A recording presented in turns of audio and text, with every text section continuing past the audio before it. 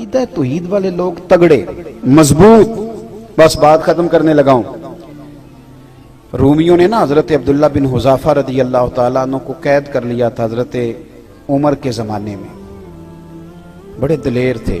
نوجوانوں ایک بات آپ سے کر دوں, جس آدمی کی نظر میلی ہو یا وہ لقمہ حرام کھانے والا ہو وہ بزدل ہو جاتا ہے. اچھی طرح سمجھ لینا.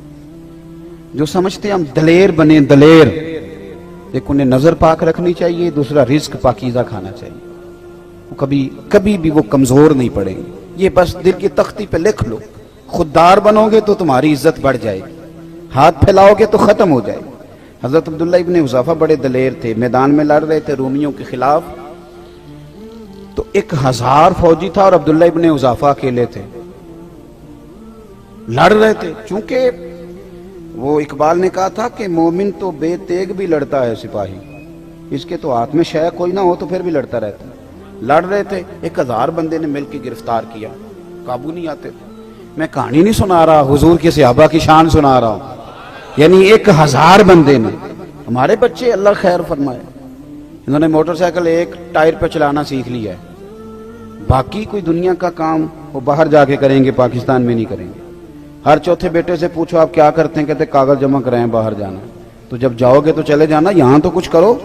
کچھ نہیں ملتا تو ریڑھی لگاؤ, کچھ نہیں ملتا تو کریانہ ڈالو. ایک پیشہ دنیا میں برا ہے, وہ ہے ہاتھ پھیلانا. باقی کوئی پیشہ دنیا میں برا, حضور نے تو تعریفیں کی ہیں محنت کر کے کمانے والے کی. سنو دوستو, عبداللہ ابن حذافہ جب گرفتار کر لیے گئے تو روم کے بادشاہ نے کہا اسے قتل کر دو, لیکن اس کا وزیر کہنے لگا بندہ بڑا قیمتی ہے, ہم 1000 تھے تو قابو نہیں آ رہا تھا, اسے کسی طریقے سے اپنے لشکر میں شامل کرو. اس نے کہا ٹھیک ہے, 2-4 چیزیں ہوتی ہیں جن کی وجہ سے بندے قابو آ جاتے ہیں. وہ پتے پھینکو. ٹھیک ہے, جناب عبداللہ ابن حذافہ کو بلا لیا تو بادشاہ کہنے لگا تیری مرضی کے پیسے, معاذ اللہ تو اپنا دین چھوڑ کے ہمارے دین میں آ جاؤ, ویسے تیری مرضی کے. تو حضرت عبداللہ ابن حذافہ چاروں طرف عیسائی ہیں روم کے, اور آپ جکڑے ہوئے ہیں زنجیروں میں. آپ اس کی بات دیکھ کے تو ہنسے, فرمانے لگے یار تو بڑا ہی بیوقوف ہے, کس نے تجھے بادشاہ بنایا؟ کیا مطلب؟ آپ فرمانے لگے او خدا کے بندے, تو مجھے پیسوں کا لالچ دے رہا ہے, میں نے پیسے کمانے ہوتے تو میں کاروبار کرتا, میں تو تلوار لے کے میدان میں آیا ہوں, مجھے پیسے نہیں چاہیے, نبی کے نام پہ شہادت چاہیے. میں شہید ہونے آیا ہوں تو پیسوں کا لالچ دے رہا ہے, پیسے تو میں کاروبار کرتا. اس نے دوسرا پتہ پھینکا, کہنے لگا بادشاہی کے علاوہ, یعنی سب سے بڑا بادشاہ ہوں میں, میرے علاوہ جو تو عہدہ کہے تجھے ملے گا. پارٹیاں بدل نہیں جاتے لوگ ایک وزارت کی وجہ سے, 5 سال کسی اور کی تعریفیں, اور چھوٹی سی اشارہ نہیں ہوا تو پھر فوراً سجدہ صاحب کر جاتا ہے. وہ کہتے ہیں مجھے تو پتہ ہی نہیں چلا, کتنے دن پورے 5 سال کوئی پتہ نہیں چلا. یہ کمزور قومیں ایسا کرتی ہیں. نظریاتی لوگ اس طرح کے, شرم آتی ہے اس طرح کی باتیں کرتے ہیں. جو نظریاتی لوگ ہوتے ہیں وہ بکھاؤ مال تھوڑا ہوتے ہیں. میرے بھائی غور کیجئے گا, کہنے لگا میرے علاوہ جو عہدہ تجھے چاہیے ملے گا. آپ پھر مسکرائے, فرمانے لگے یار تو مجھے کس عہدے کا لالچ دے رہا ہے, میں نبی پاک کا صحابی ہوں, اور حضور کے صحابی ہونے سے بڑا دنیا میں عہدہ ہے ہی کوئی نہیں. صحابہ تو وہ صحابہ تھے جن کی ہر صبح شام ہوتی تھی, خدا کا قرب حاصل تھا, نبی کی دید ہوتی تھی. اب اس نے غصے میں کہا اس کو قید کر دو, کل اس کا فیصلہ کریں گے. نوجوانوں غور کرنا, یہ ہے عقیدہ توحید و رسالت کے ماننے والے لوگ. بادشاہ کا وزیر کہنے لگا مجھے نہیں ایک موقع دیتے؟ کہا وہ کیا؟ کہنے لگا میری بیٹی بڑی خوبصورت ہے, میں کیا کروں, میں تو اس ملک میں رہتا ہوں جہاں کا نوجوان لڑکیوں کے اسکول کے آگے کھڑا ہوتا ہے, کالج کے آگے کھڑا ہوتا ہے. ڈھیر ساری بچیاں پڑھ سکتی تھی, اس لیے ماں باپ نے کالج سے اٹھا لیا کہ مسلمانوں کے بچے تنگ کرتے ہیں, یہودیوں عیسائیوں کے نہیں, ہمارے اپنے. یعنی دل کے پھپھولے جل گئے سینے کے داغ سے, اور دیکھو میرے گھر کو آگ لگ گئی, گھر کے ہمارے بچے. اور یاد رکھنا جس کے گھر میں بیٹی ہوتی ہے نا, میں نے اپنے سر پہ کبھی بڑے بال نہیں رکھے, چھوٹے سے بال رکھتا ہوں. میری 7 بہنیں.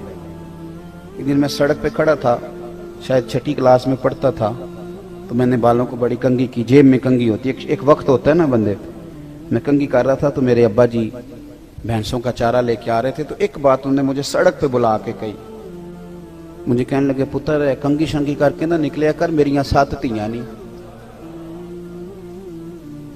اگر تو کسی کے گھر دیکھے گا تو پتہ نہیں کیا بنے گا۔ بس ختم ہو گئی بات، کبھی بال ہی نہیں رکھے، ختم ہو گئی بات اس کے بعد، اور کبھی خیال ہی نہیں آیا۔ یہ آپ اپنا گھر محفوظ کریں گے اگر آپ کسی کے گھر کی حفاظت کریں گے۔ بھائی حضرت عبداللہ ابن حذافہ کے بارے میں وزیر کہنے لگا میری بیٹی بڑی خوبصورت ہے، رات کو سجا سنوار کے بیٹی کمرے میں بھیج دی، لیکن سیدنا عبداللہ بن حذافہ ساری رات نفل پڑھتے رہے۔ ادھر دیکھو میری طرف، یہ کام ناممکن نہیں، تھوڑا مشکل ضرور ہے۔ آپ کے ذہن میں بن جائے نا کہ یہ چیز حرام ہے، یہاں کلک ہو جائے تو اس کے قریب جاتے بندے کو کہہ آتی ہے، لطف نہیں آتا۔ آپ گوشت کھا رہے تھے، 2-3 لقمے کھائے تو بڑا مزہ آیا، تو پھر کسی نے بتا دیا زکوٰۃ کے پیسوں کا ہے، اس کا منہ میں ذائقہ بدل جاتا ہے کہ نہیں؟ چلیں ایک اور مثال دیتا ہوں، آپ کھا رہے تھے بڑا مزہ آ رہا تھا، تو کسی نے کان میں کہہ دیا حرام جانور کا ہے، پہلے مزہ آ رہا تھا لیکن جب اس نے کہا حرام جانور کا ہے تو کیا شروع ہو جاتی ہے نا، الٹیاں آنے لگتی ہیں نا۔ کیوں؟ کہ آپ کے ذہن کی یہاں فٹ ہو گیا ہے کہ حرام چیز کھائی جا سکتی، تو اگر یہ ذہن بن جائے نا کہ یہ حرام کام ہے عورت کی طرف جانا، تو پھر بھی انشاءاللہ قریب جاتے آپ کو لذت نہیں آئے گی، آپ کو کیا آئے گی کہ یہ میرے لیے جائز ہے، بس یہاں فٹ کرو کہ یہ حلال ہے اور یہ حرام ہے۔ عبداللہ ابن حذافہ رضی اللہ تعالیٰ عنہ کے سامنے بٹھا دیا عورت کو، ساری رات وہ کہتی ہے میں بیٹھی رہی، آپ ساری رات نفل پڑھتے رہے۔ صبح کا وقت ہوا تو وہ بی بی کہنے لگی تو بندہ ہے کہ جن ہے، انسان ہے کہ فرشتہ ہے، میں ساری رات بیٹھی رہی تو نے دیکھا نہیں؟ تو آپ فرمانے لگے نظر جھکا، میرے ساتھ بات نہ کر۔ کہا تو نے دیکھا کیوں نہیں؟ کہنے لگے کیسے دیکھوں، میں مدینے والے رسول کا ماننے والا ہوں۔ صبح دروازے پر دستک ہوئی، وزیر نے دروازہ کھولا تو بیٹی سے کہنے لگا بیٹی کیا بنا؟ تو کہنے لگی پیچھے ہٹ، تو نامحرم ہے، میں تو مدینے والے کی غلام بن گئی ہوں۔ اس نے کہا کس طرح؟ کہنے لگی جس کے غلاموں کی یہ شان ہے، آقا کا کیا درجہ ہوگا؟ پھر بادشاہ نے بلایا، کڑائی میں تیل گرم کیا، کہنے لگا انہیں جلا دو۔ جب کڑائی میں پھینکا جا رہا تھا تو آپ رونے لگے، تو بادشاہ پوچھتا ہے ڈر گئے ہو؟ فرمانے لگے ڈر نہیں گیا، سوچ رہا ہوں ایک جان ہے، کاش میری ہزاروں ہوتی۔ او کچا رنگ للاری والا جیڑا چڑھدا تے لیندا رہندا، اے عشق تیرے دا رنگ محمد چڑھ جائے پھر نہیں لیندا۔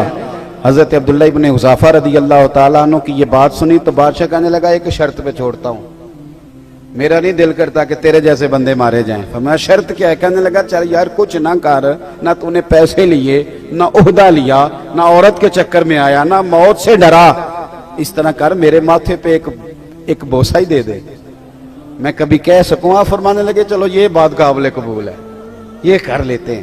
عقیدہ توحید و رسالت آپ کو جوان کرے گا، آپ کو تگڑا کرے گا۔